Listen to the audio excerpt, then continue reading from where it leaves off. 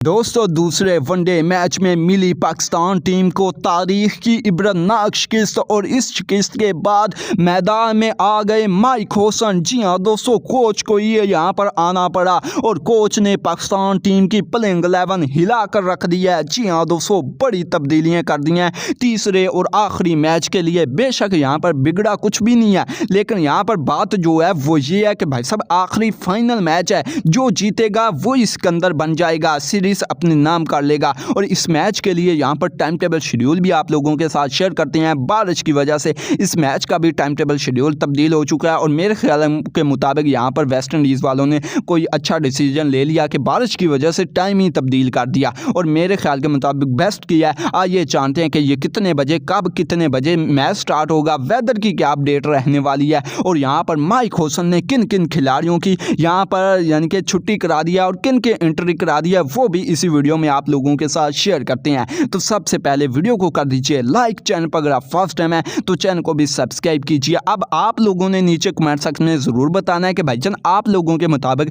यार किन खिलाड़ियों की पाकिस्तान टीम से पक्की छुट्टी हो जानी चाहिए, वो नीचे ज़रूर बताइएगा। अब हम जानते हैं यहाँ पर माइक होसन की बनाई हुई तीसरे और आखिरी वनडे मैच के लिए प्लेइंग 11 की बात की जाए तो नंबर 1 पर जो ओपनिंग जोड़ी है वो यहाँ पर सेम ही है और मेरे ख्याल के मुताबिक यार ओपनर्स को नहीं हिलाना चाहिए। ओपनर यानी कि ठीक है 2 मैचों में खेल गए, यहाँ पर यानी कि अच्छी बैटिंग कर गए, दूसरों से तो बेहतर ही कर गए हैं। बेशक जितनी मर्जी घटिया कर गए हैं, दूसरों से तो बेहतर ही कर गए हैं। यानी कि 20-25 रन बनाते हैं, 100 के स्ट्राइक रेट से खेलते हैं। जो दूसरे हैं वो आप लोगों को पता ही है, यानी कि 40 के स्ट्राइक रेट से, 30 के स्ट्राइक रेट से और मैच का बेड़ा गर्क कर देते हैं। अब यहाँ पर नंबर 1 पर अब्दुल्ला शफीक है, अब्दुल्ला शफीक को मौका देना चाहिए तीनों मैचों में। उसके बाद इसका पता चल जाएगा कि कितने पानी में है, यानी कि उसके बाद यहाँ पर देखा जाएगा तीनों मैचों में कि क्या इसका हिसाब किताब है। अब यहाँ पर नंबर 1 पर जो यहाँ पर ओपनर बल्लेबाज है वो अब्दुल्ला शफीक है। अब यहाँ पर रही जो बची खुची यहाँ पर उम्मीदें हैं वो यहाँ पर अब्दुल्ला शफीक पर ही हैं।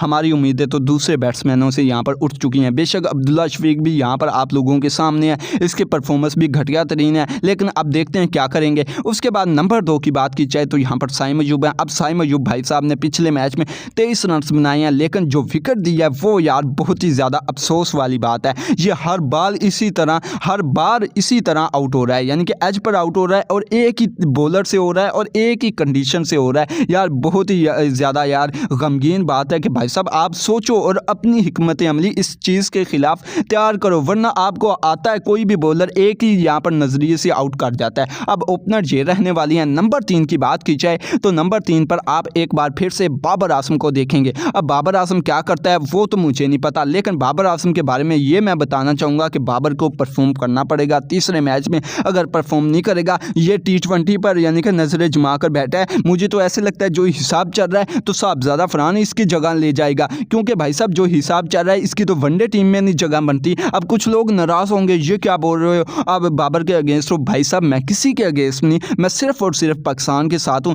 पाकिस्तान अगर जीतेगा तो मैं खुश हूँ और पाकिस्तान ऐसे नहीं जीतेगा, पर्चियों को खिलाने से नहीं जीतेगा। आप सिर्फ ब्रांड की तरफ भागते हो, पाकिस्तान टीम की तरफ नहीं भागते। और जब पाकिस्तान टीम की तरफ भागोगे तो इस तरह की जो हमारे साथ इस तरह की यानी कि सिचुएशन चल रही है, ये सिचुएशन नहीं चलेगी। अब देखें बाबर आजम ने पहले मैच में स्लो स्ट्राइक रेट से बैटिंग किया, लेकिन मैंने फिर भी डिसेंट कहा। वो किस लिए? क्योंकि भाई साहब स्ट्रगल कर रहा था, हर कोई यानी कि प्रेशर में था, ये बात असल ये है। लेकिन दूसरे मैच में बिल्कुल ज़ीरो, यार ये काबिल बर्दाश्त बात नहीं है। अब देखते हैं तीसरे मैच में क्या करेगा। हमारी तो यहाँ पर दुआ है कि अच्छा ही परफॉर्म करे, सेंचुरी लगाए। उसके बाद अगले नंबर की बात की जाए तो यहाँ पर आप लोग रिजवान को देखेंगे। अब रिजवान की यानी कि हरकतें देख ले, पहले मैच की जो परफॉर्मेंस दी, स्ट्राइक रेट था वो हमसे यहाँ पर बर्दाश्त नहीं हो रहा था। दूसरे मैच में तो हद ही कर दी और असल मैच जो हरवाया है ना, असल मैच हरवाया। कुछ लोग बेशक यहाँ पर बकवास करेंगे, लेकिन असल जो मैच हरवाया है वो यहाँ पर हमारे कप्तान रिजवान खुद ने हराया है। इसको पता था, कंडीशन का पता था, मैच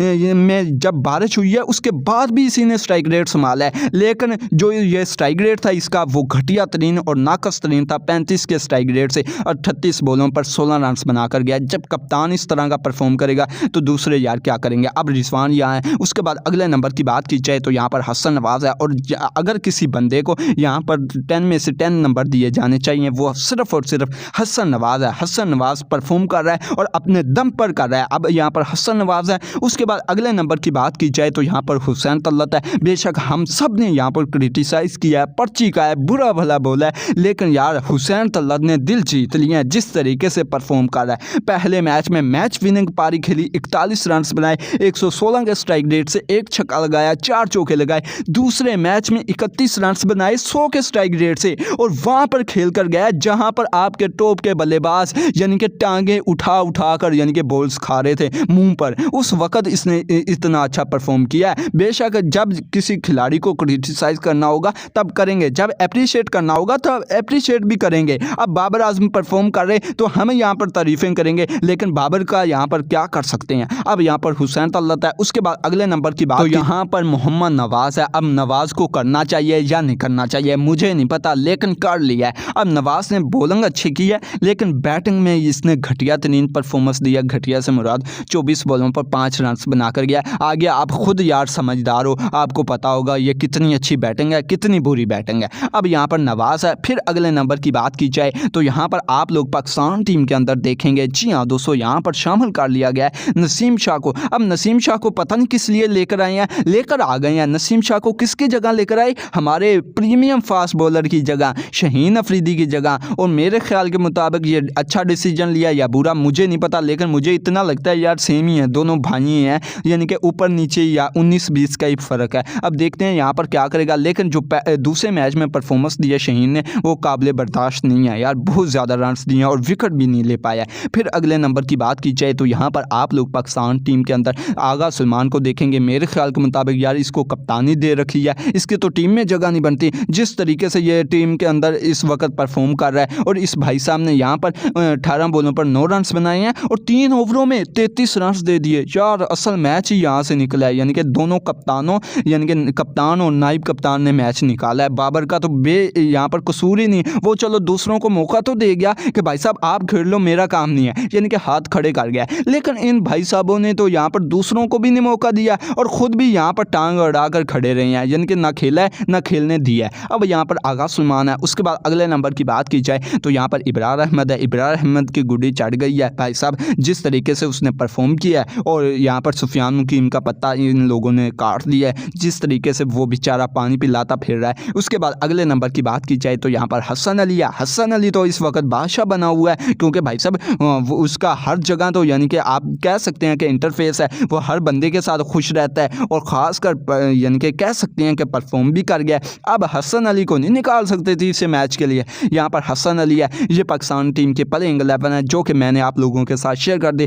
कोई अच्छी यहाँ पर तब्दीलियाँ तो हुई नहीं मेरे ख्याल के मुताबिक, लेकिन माइक हुसैन का कहना है ये हमारी बहुत बड़ी तब्दीलियाँ और अहम तब्दीलियाँ करी हैं कि। तो यहाँ पर एक तब्दीली है जो कि यहाँ पर शाहीन को निकाला है। ये पाकिस्तान के प्लेइंग 11 है। अगर टाइम टेबल शेड्यूल की बात की जाए तो भाईजान ये मैच फिर से यहाँ पर 6 बजे स्टार्ट होगा। पहले 6:30 था, पहले 11 बजे रखा, उसके बाद 6:30, लेकिन अब 6 बजे रख दिया है। और ये मैच आप लोगों को 12 अगस्त को नजर आएगा। इसी चैनल पर अपडेट्स दी जाती हैं, इसलिए चैनल को सब्सक्राइब कर दीजिए।